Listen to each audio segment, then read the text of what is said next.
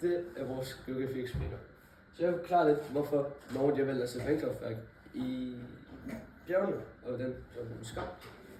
Så en af de vigtige grunde til, at Norge bliver valgt det ved bjergene, det er selvfølgelig, at når bjergene de er over, så floden den stiger selvfølgelig ned.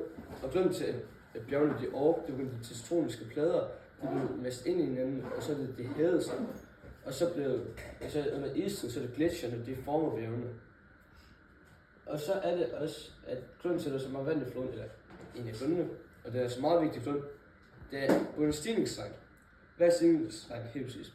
Det er når, at luften fra jorden bliver opvarmet, så ser det op mellem bjergene, så bliver det afkølet, og så er det, at der bliver dannet skyer, og så er det, når det regner, det der skyer, der er bundet, det sker relativt hurtigt, så det kaldes stigningstræk. Så er det faktisk bare det.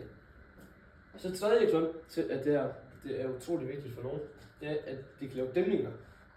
Og det, der er utrolig godt ved dæmninger, det er, at de bestemmer selv, når de lægger det. Om de skal have meget energi, eller om de skal have lidt energi, og hvornår de skal have det. Så hvis de har masser af energi, og de ikke skal bruge mere, så er det bare, at de kan sætte en dæmning op. Hvis de har brug for energi, så er det bare, at de kan sætte dem ned igen. Og sådan er det bare. Så det var det.